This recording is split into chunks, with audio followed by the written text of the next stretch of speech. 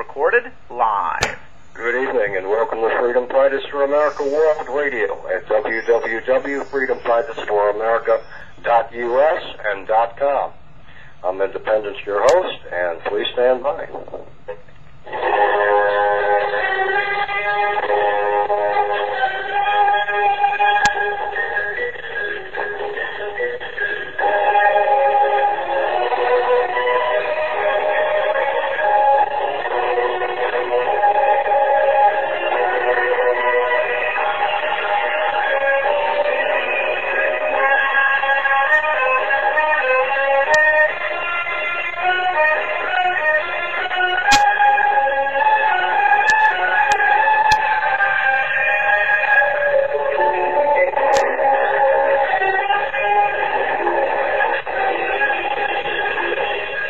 Thank you for tuning in to Freedom Fighters for America World Radio.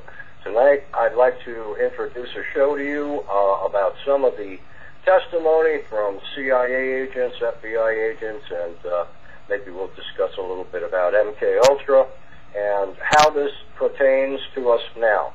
This criminal information and their background of the Department of Justice and the military, which has been targeting American citizens and foreign citizens for many years. This is a program that is still in continuation. The Subproject 95, which was part of MK Ultra, which was part of Jose Delgado's experimentation with implantation and with the Stymoceiver and some of the other things. So I'd like to go over some of this tonight. I'm going to play a few audios for you. And hopefully we can get some kind of idea, and I want people who really don't have knowledge about this to kind of educate themselves a little bit more about what's going on. It's really a horrible, show that we have to go through. There are many people out there that know what's going on, but a lot of other people don't. And it's really, I think, our responsibility to, let other people know what's happening. So if you have the opportunity to educate someone, either using a video or a tape or any kind of pictures or what have you, please do so. It helps with all the targets that are out there that are suffering at the hands of people that are not knowledgeable, and then, of course, we have the criminals out there that are part of our government that do have the knowledge. So stand by here, and I'm going to play your tape right now. On the first one I'd like to play as a former CIA chief.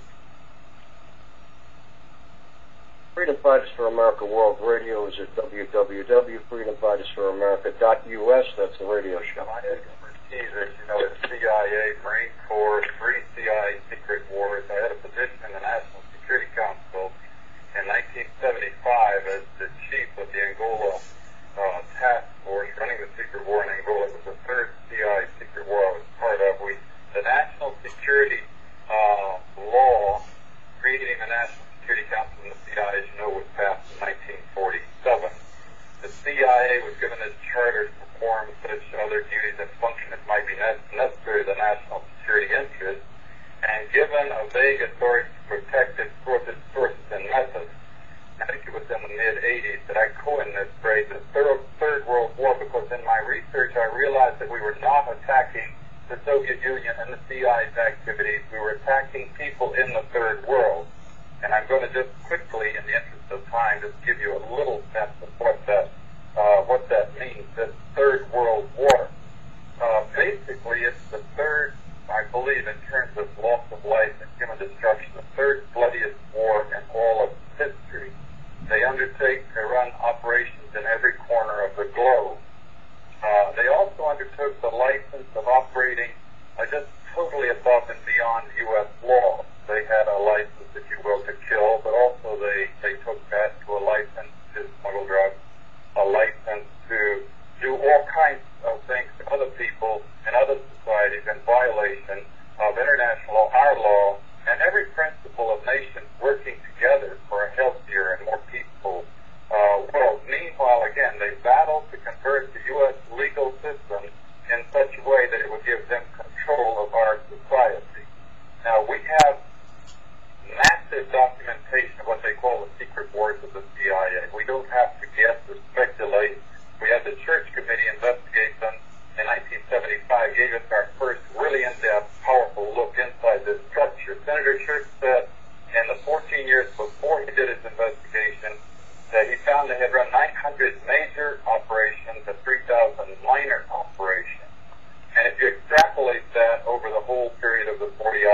we've had at CIA, you come up with 3,000 major operations and over 10,000 minor operations.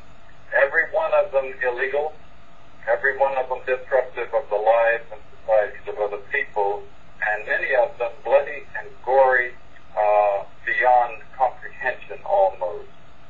Extensively, we manipulated and organized the overthrow of functioning constitutional democracies in other countries. We organized secret armies and directed them to fight in just about every continent in the world. We encouraged ethnic minorities to rise up and fight. People like Mosquito Indians in Nicaragua, the Kurds in the Middle East among us, and Southeast Asia. And of course, we have organized, and we still do, and fund death squads in countries around the world, like the Treasury Police in El Salvador, which are responsible for most of the killing of the 50,000 people just in the 80s, and there were 70,000 before that. And orchestration, CI, secret teams, and propaganda led us directly into the Korean War. We were attacking China from the islands, Quemoy, Matsu, Thailand, Tibet. A lot of drug trafficking involved in this, by the way, until eventually we convinced ourselves to fight the Chinese in Korea. We had the Korean War, and 1 million people were killed. Same thing for the Vietnam War, and we have extensive documentation of how the CIA was involved at every level of the national security complex, was a very cooperative thing, into manipulating the nation into the Vietnam War. And we wound up creating the Golden Triangle, in which the CIA, Air America airplanes were flying in arms to our allies and flying back out with the heroin. We launched the largest, this is something that Jimmy Carter did, Admiral Turner brags about it, the operation in Afghanistan, biggest single operation, I'm told, in the history of the CIA's secret wars. And sure enough, very quickly we produced the Golden Crescent, which is still the largest source of heroin perhaps in the world today. I'm trying to summarize this Third World War that the CIA, the U.S. national security complex, with the military all interwoven in it in many different ways, has been waging. Let me just put it this way. The best heads that I coordinate with studying this thing, we count at least, minimum figure, 6 million people who've been killed in this long 40-year war that was waged against the people of the Third World. These are not Soviets. We have not been parachuting teams into the Soviet Union to kill and hurt and maim people, especially not since 1954 when they developed actually a capability of dropping